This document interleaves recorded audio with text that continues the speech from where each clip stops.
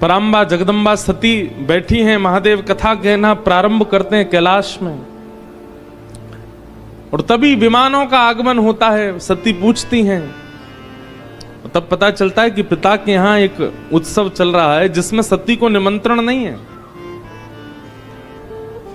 सती कहती हैं कि पिता के यहां, मित्र के यहां, गुरु के यहां तो बिना बुलाए जाना चाहिए। महादेव कहते हैं अच्छी बात है, बिना बुलाए जाना चाहिए, पर यह बात याद रहे वहां जाकर के यदि विवाद होता हो तो नहीं जाना चाहिए।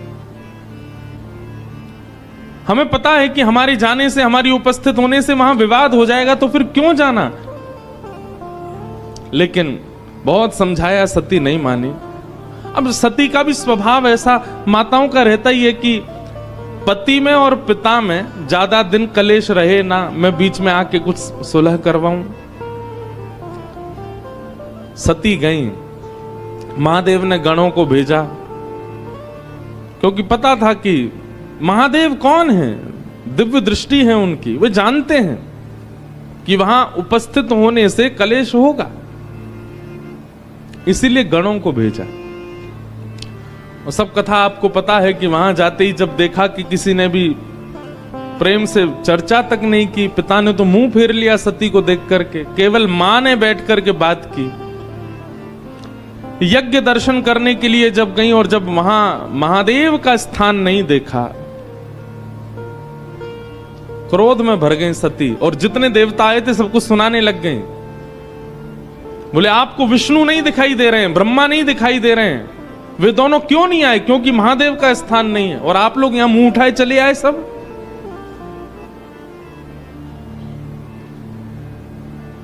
लोग कहते हैं कि सती ने यज्ञ कुंड में प्राण त्यागे नहीं। मानस जी में गोस्वामी जी कहते हैं कि श्री सती ने महादेव के अपमान को देख अपनी योगाग्नि से ही अपने देह का त्याग कर दिया।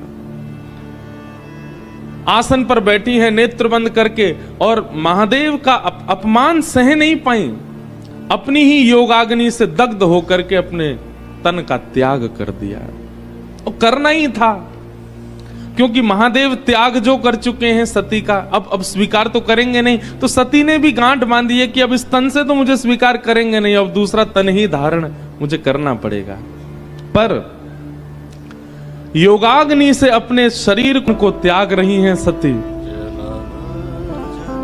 और उस समय हरि से प्रार्थना कर रही हैं, मुझसे अपराध बना, महादेव प्राप्त करने के बाद भी मैं महादेव के स्वरूप को समझ नहीं पाई, उनके अनुरूप बन नहीं पाई। हे हरि, आप केवल, आपके शास्त्र कहते हैं अंते यामति सा गति, अंत में जो मांगो, अंत में जो सोचो वो मिलता ही है। मैं केवल आपसे एक वरदान मांगती हूं, क्या? जन्म जन्म शिव पद अनुराग। शिव को पति रूप में नहीं मांगा, शिव को गुरु रूप में नहीं मांगा, शिव के चरणार विंदों के प्रति अनुराग मांगा।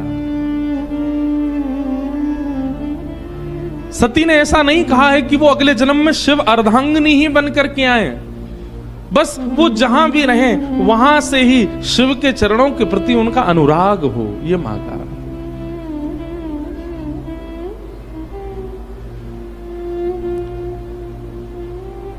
देखते ही देखते यज्ञ के मध्य में पंचाग्नि प्रकट हो गई और सती ने अपने तन का त्याग कर दिया।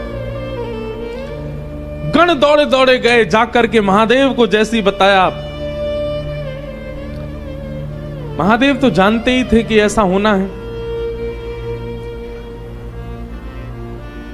गणों को आज्ञा कर दी, जाओ यज्ञ विध्वंस कर दो। यज्ञ का विध्वंस हुआ। दक्ष का सर धड़ से अलग कर दिया, नंदी का श्राप पूरा किया।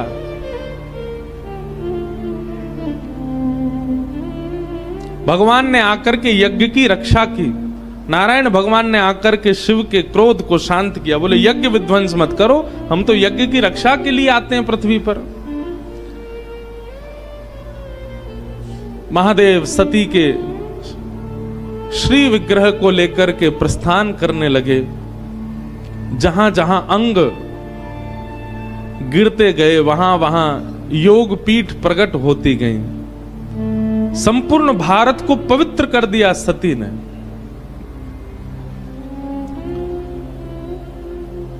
इस प्रकार श्री सती मैया महादेव के चरणों में विलीन हो गई और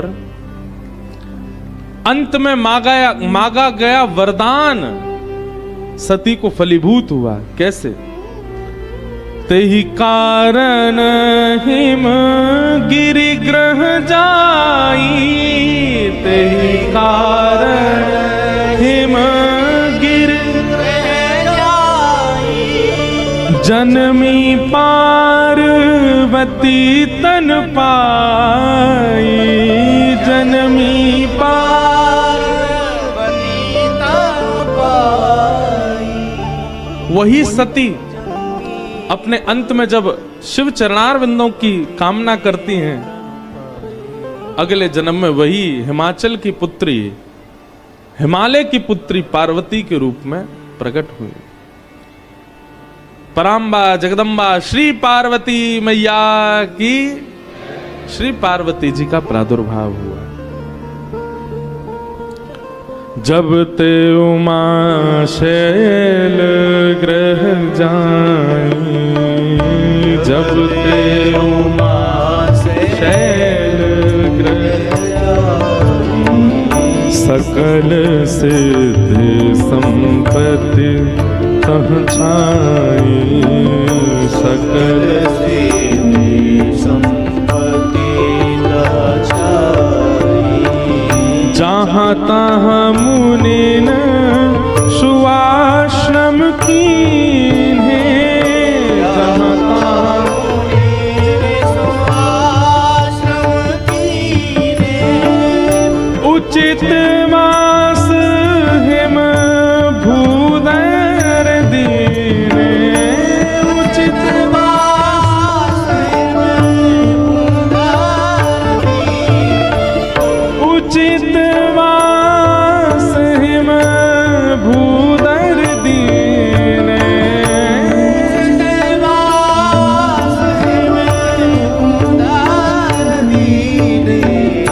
जब ते उमा शैल ग्रह जाई, जब ते उमा शैल ग्रह जाई, सकल सिद्धि संपत्ति तह छाई, सकल सिद्धि संपत्ति तह छाई। बहुत विशेष बात, पार्वती जी के हिमालय में प्रकट होते ही हिमालय का स्वरूप बदलने लगा। हमारे घर में संतान के आने पर घर का व्यवहार, घर का स्वभाव, घर के जनों के मन की स्थिति से पता चलता है कि बालक कैसा है। घर में बालक उत्पन्न होते ही माता पिता के मन में होता है कि अब हम कहीं घूमने जाएं, कुछ ऊधम मचाएं, कुछ उपद्रव करें या कुछ संसारी कामनाओं के प्रति रुचि बढ़ती है, तो कहीं ना कहीं बालक संसारी ही है। लेकिन जिस बालक के उत्पन्न होते ही मन में भाव आए अब रामेश्वरम चलें, अब तो बद्रीनाथ चलें, थोड़ा वृंदावन होके आए, काशी विश्वनाथ प्रणाम करके आए, संत जनों को घर पर बुलाएं, घर बुला करके पधरामनी करवाएं, घर में सुंदरकांड का पाठ कराएं, रामचरितमानस कराएं। बालक के उत्पन्न होते ही ऐसी विचारधारा प्रकट होने लग जाए तो समझ जाना कि भगवत भक्त ही है, क्योंकि उसके आते ही सबकी विचारधाराएं परिवर्तित हो रही हैं। पार्वती जी के हिमालय में प्रकट होते ही, ये हिमालय जहां संतों का निवास अति बताया जाता है, हमें दिखता नहीं है, पर हिमालय में लाखों संत रहते हैं, गिरी कंदरा में रह करके भजन कर रहे हैं। ये कब से प्रारंभ हुआ? जब से पार्वती जी का वहां प्रादुर्भाव हुआ। ऐसी योजनाएं बनने लगी कि वहां भोगी व्यक्ति रह ही नहीं सकता। हिमालय में भोगी व्यक्ति नहीं रह पाएगा, हिमालय में तो योगी ही रह सकता है। और इन योगियों को अपने योग साधना के लिए अनुकूल हिमालय कब से लगने लगा? जब से पार्वती जी का प्रादुर्भाव हुआ।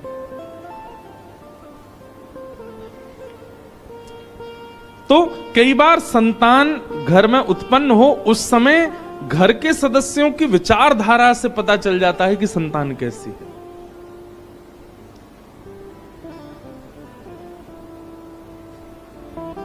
पार्वती जी का प्रादुर्भाव हुआ। आहा, सब जगह समाचार पहुंच गया, पर्वतराज हिमालय की पुत्री ने जन्म लिया है। संत जन हिमालय पर जाकर के अपने अपने डेरा जमाने लगे, शुभ संकेत होने लगे, सब जगह भजन साधना आदि सब योग बल प्रारंभ होने लगा। नारद जी महाराज को जब ये समाचार पड़ा कि हिमालय के यहां पुत्री ने जन्म लिया है, नारद जी पहुंचे और हिमालय ने खूब स्वागत किया, सत्कार किया, संत पधारे।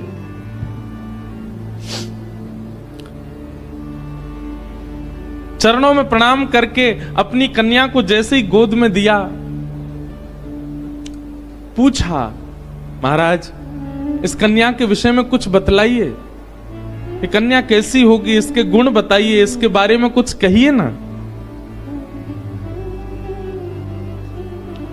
कह मुनि बहिस गूढ़ मृदु बानी, सोता तुम्हारी सकल गुण खानी, सुंदर सहज सुशील सयानी, नाम उमा अंबिका भवानी। आपने महादेव के दर्शन किए यहाँ रामेश्वर भगवान के, और रामेश्वर भगवान के दर्शन करने के बाद आपने पार्वती जी का दर्शन किया। यहां पार्वती जी चतुर्भुज रूप में खड़ी है, चतुर्भुज रूप में विराजमान है। हमारे एक पंडित जी बोले, नारायण भगवान यहां क्यों खड़े हैं? मैंने कि नारायण नहीं है, पार्वती जी हैं चतुर्भुज रूप में। यहां पर भी विवाह उत्सव होता। एक बार मुझे याद है, मैंने शायद पिताजी की कथा में आया था 2011 में, तब मैंने यहां कोई उत्सव दर्शन किया था। तब इतनी भीड़ नहीं थी यहां, रामेश्वरम में इतनी व्यवस्था भी नहीं थी और इतनी भीड़ भी नहीं थी। ये पीछे वाला जो द्वार है, यहीं से ही भीतर प्रवेश कर जाते थे हम तो, और घूमते घामते दर्शन भी कर लेते थे। और वो भी कथा भी दिसंबर जनवरी में ही हुई थी। ये मौसम है, इसी समय भीड़ आती, तब भी इतनी भीड़ नहीं थी।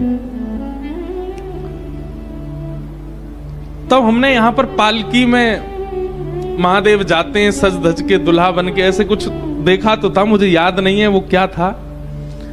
या ऐसा था कि रात्रि में शयन के लिए पार्वती जी के कक्ष के पास महादेव जाते हैं सज धज के पालकी में बैठ करके। पार्वती जी का दर्शन कितना मंगलमय है यहां पर भैया। ये पराम्बा है, जगदम्बा है। अब यहां पर गोस्वामी जी ने नाम दे दिया, नाम उमा अंबिका भवानी। ये भवानी है, पूरे विश्व की मैया हैं, इनको प्रणाम करो, वंदन करो। सब लक्षण संपन्न कुमारी, होई संतत पियहि प्यारी। आपकी इस लाली में सारे गुण हैं, सर्वगुण संपन्न है आपकी कन्या। और सबसे विशेष गुण पर प्रकाश डालते हुए नारद जी महाराज कहते हैं, आपकी जो ये लाली है ना, ये ब्याह के बाद अपने पति की अति प्रिय होगी। इनके जो पतिदेव होंगे वो इनसे बहुत प्रेम करने वाले होंगे, इसलिए आप बिल्कुल चिंतित मत होइए। आपकी लाली में सारे गुण ही गुण हैं। हिमालय महाराज बोले, आप तो गुणी गुण बताते जा रहे हो, कोई अवगुण नहीं है क्या? बंधुओं एक बात बहुत ध्यान से सुनो, सब लोग इधर देखो। पृथ्वी पर यदि आप जन्मे हो तो यह बात निश्चित है कि आपके अंदर अवगुण होगा ही होगा। चाहे वो कोई वक्ता हो, चाहे वो कोई मठाधीश हो, चाहे वो कितना भी बड़ा वेदज्ञ हो, चाहे वो कितना भी बड़ा नेता हो, चाहे कोई भी क्यों ना हो, इस संसार में यदि हम घूम रहे हैं, जन्म लेकर के विचरण कर रहे हैं, इस गुरुत्वाकर्षण में हम लोग चिपके हुए हैं, तो इसका मतलब ये निश्चित है कि हमारे अंदर अवगुण है। कोई सर्वगुण संपन्न नहीं है इस संसार में, सबके अंदर अवगुण होते हैं। गुण ज्यादा होते हैं तो स्वर्ग में रहा जाता है। अगर हम लोग अवगुण रहित हो जाएं, हमारे सारे अवगुण नष्ट हो जाएं, तो पृथ्वी का गुरुत्वाकर्षण हमको पकड़ नहीं पाएगा, हम उड़ने लगेंगे आकाश में।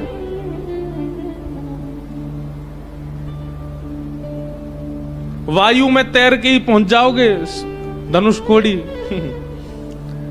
आप पृथ्वी पर स्थिर हो, इसका मतलब है कि आप में अवगुण है, इसीलिए पृथ्वी ने आपको पकड़ करके रखा है। गुण ज्यादा होंगे तो स्वर्ग मिलेगा, अवगुण ज्यादा होंगे तो नरक मिलेगा। दोनों बराबर होंगे तब पृथ्वी पर आता है मानव। अब पृथ्वी पर आकर के कर्मानुसार या तो गुण बढ़ा ले या अवगुण बढ़ा ले, वो उसके हाथ में होता है। भगवान 50-50 करके भेजते हैं मानव को। हमारा रेशियो बढ़ता घटता रहता है, क्योंकि हम लोग धाम में बैठे हैं, तीर्थ में बैठे हैं, कथा सुनने के लिए स्पेशली छुट्टी लेकर के काम वाम छोड़ के आए हैं, तो ये बात निश्चित है कि हमारे अंदर गुण 50 से 55% होंगे। लेकिन इसका मतलब ये नहीं कि अवगुण बिल्कुल नहीं है। 45% अवगुण है हमारे भीतर, इसीलिए हम पृथ्वी पर हैं। अच्छा, एक बात आपको बड़ी विचित्र बताएं, हमारा उद्देश्य क्या है, लक्षण क्या है? हमको 100% गुण करने हैं क्या? नहीं।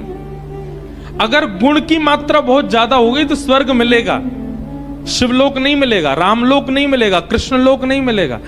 भागवत जी कहती हैं भगवत धाम की प्राप्ति के लिए तो शून्य होना पड़ेगा, गुण भी नहीं अवगुण भी नहीं, दोनों शून्य हो। आप कहोगे ये कैसे संभव होगा? स्वयं भगवान बताते हैं, असहाय की सहायता करके, परोपकार करके अपने पापों को कम करो। दूसरों की सहायता करने से पाप कम होते हैं, और उपस्थित भोग भोगने से, जैसे ब्याह कर लिया, धन हो गया तो गाड़ी खरीद ली, बढ़िया घर बना लिया, ये उपस्थित भोग हैं। इन उपस्थित भोगों को भोगने से पुण्य कम होते हैं। अब आप कहोगे ये शून्य हो गए, ये कैसे पता चले? जित देखूं उतित श्याममयी है, जिसको देखो उसमें ही राम जी दिखने लग जाएं, जिसको देखो उसमें ही गुण दिखने लग जाए, समझ जाना पाप और पुण्य दोनों शून्य हो गए। बहुत विस्तृत है ये भाव, हमने सूक्ष्म में सुना दिया है। हिमालय जी बोले आपने तो पार्वती जी में सारे गुणी गुण बता दिए, हमारी लाली में कोई अवगुण नहीं है।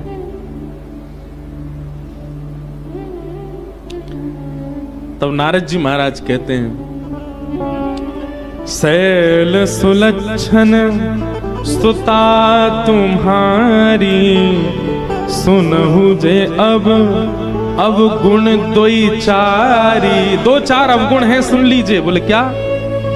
अगुण अमान मातु पितुहीना, उदासीन सब संशय छीना। जोगी जटल अकाम मन नगन अमंगल वेश, अस स्वामी एहि कह मिलहि परिहस्त असिरेख। हमने आपकी लाली की हस्तरेखा देख करके 2-4 कुछ अवगुण हैं, उनको मैंने पढ़ लिया। आप कह रहे हैं तो मैं आपको बता देता हूं। हिमालय महाराज, नैना देवी थोड़े से संकोच में आ गए, बोले बताइए भगवान। बोले अगुण अमान मातु पितहीना, उदासीन सब संशय छीना। आपकी लाली का जिनसे ब्याह होगा वो कैसे होंगे? बोले अगुण, उनमें कोई गुण नहीं होगा, सारे गुणहीन। जैसे गुण किसे कहते हैं?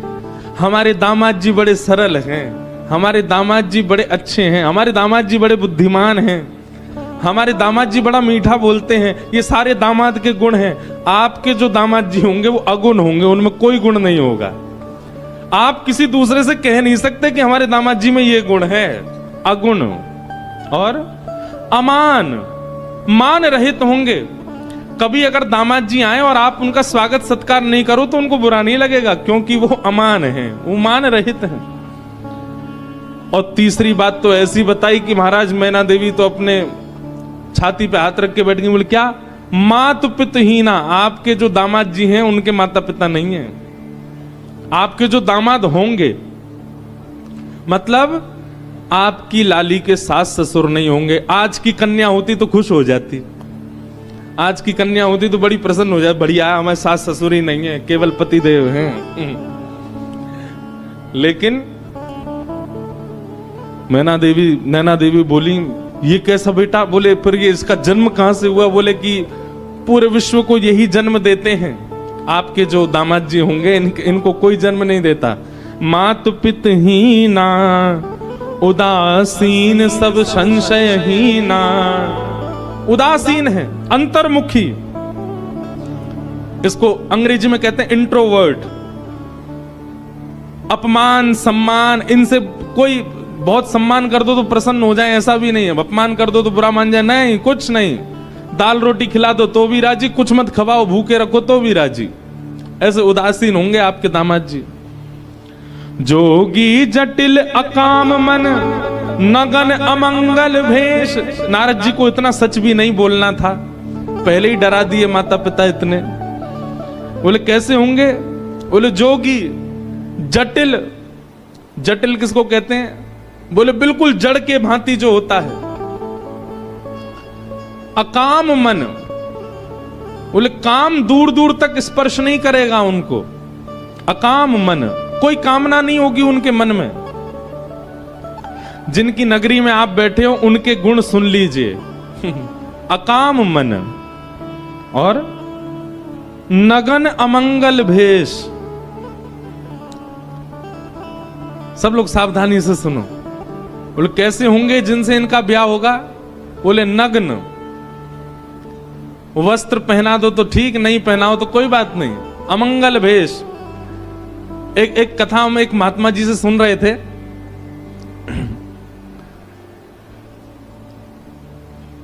प्रभु श्री राम जब चित्रकूट पहुंचे तो चित्रकूट को देख करके राम जी को बहुत अच्छा लगने लगा। बोले ये बहुत बढ़िया जगह है। लक्ष्मण जी से कहा, लक्ष्मण जी तुम जाओ, जाकर के यहाँ कोई राजा हो या इस नगर के कोई स्वामी हो, उनसे एक बार परमिशन ले लो कि हम यहाँ रह लें, और अगर वो कह दें कि रह लो तो कैसे रहना है उसका कुछ नियम हो तो बता दें। लक्ष्मण जी महाराज चित्रकूट में विचरण करते करते जैसे ही गए, इतने में ही महादेव आ गए वहां पर। और महादेव एक जोगी के भेष में बैठे थे और दूर दूर तक तो कोई मानव दिखा नहीं। लक्ष्मण जी ने जैसे ही महादेव को देखा तो महादेव को देख करके उनको लगा, वो पहचान नहीं पाए कि महादेव हैं, उनको लगा कोई मानव दिखा तो। दूर से उन्होंने कहा, सीताराम, इस चित्रकूट नगरी में रहने के क्या नियम है, कृपा करके हमें बता दीजिए। तो वर्णन करते हैं कि महादेव अपनी जीभ निकाल करके और अपने गुप्तांगों को पकड़ करके नृत्य करने लगे, उछल उछल करके। लक्ष्मण जी देख करके भयभीत हो गए। बोले कि भैया ये कैसा व्यक्ति है? हमने तो इनसे पूछा कि यहाँ कोई नगर वासी हो तो बताओ, उसके बारे में कुछ बताओ। ये कैसे जीभ पकड़ करके और अमंगल स्थान का स्पर्श करके नृत्य कर रहे हैं हमारे सामने? लक्ष्मण जी को क्रोध तो आया कि थोड़ा हम कुछ लड़ाई झगड़ा कर लें, मारपीट करें, इस प्रकार से हमारा अपमान कर रहे हैं। पर उन्होंने सोचा कोई नहीं, राम जी से जाके एक बार बता दे। दौड़े दौड़े लक्ष्मण जी आए। बोले पूरे नगर में कोई तो मिला नहीं हमको, एक जोगी मिला। राम जी बोले अच्छा, तो जोगी ने क्या किया? बोले हमने उससे पूछा कि भैया ये नगर में कौन, यहाँ के राजा, यहाँ रहने का क्या नियम? वो तो अपनी जीभ पकड़ करके और ऐसे अपने गुप्त स्थान को पकड़ करके नृत्य करने लगे। राम जी जोर से हंसे। लक्ष्मण जी को हृदय से लगा के बोले, अरे तुमने साक्षात महादेव का दर्शन किया है। साक्षात महादेव है, उनके रूप को पहचानना बहुत मुश्किल है। बोले महादेव थे तो इस प्रकार से कौन नृत्य करता है? राम जी बोले, भैया तुम समझे नहीं, समझदार को इशारा काफी। वो इशारा करके बता रहे थे। उन्होंने कहा कि इस नगरी में यदि रहना है तो सबसे पहले जीभ पकड़ी। बोले वाणी वेगम, अपनी जीभ को वश में रखना, रसना को वश में रखना, ज्यादा बहुव्यंजन पाने की इच्छा मत रखना। जीभ पकड़ करके उन्होंने वह बताया। और दूसरी उन्होंने हमको आज्ञा की है कि भाई वनवासी बने हो, वन में रहने के लिए आए हो, तो अपने काम पर भी विजय प्राप्त कर लेना। इन दो चीजों पर विजय प्राप्त करके वन में रहा जा सकता है, ये संकेत किया है उन्होंने लक्ष्मण। तुम समझ नहीं पाए। लक्ष्मण जी तो बड़े भाव लोग, बताओ महादेव सामने आए, मैं उनको पहचान भी नहीं पाया। राम जी ने दूर से सुनकर के बता दिया कि वो महादेव हैं। तो ऐसे हैं महादेव। अगर किसी की बहुत प्रबल इच्छा हो कि मैं महादेव का प्रत्यक्ष दर्शन करूं, तो संसारी व्यवहारों से पहले अपने आप को ऊपर ले जाना, क्योंकि महादेव प्रकट होंगे, उनके आव भाव गुण स्वरूप को समझ पाना बहुत मुश्किल है, हर कोई नहीं जान पाएगा। नारद जी महाराज बोले, जोगी जटिल अकाम मन नगन अमंगल भेष, ऐसा भेष होगा आपके दामाद का। अस स्वामी एहि कह मिलहि परी हस्त अरि रेख, मैंने इनकी हस्त रेखा देख करके ये पहचान लिया है।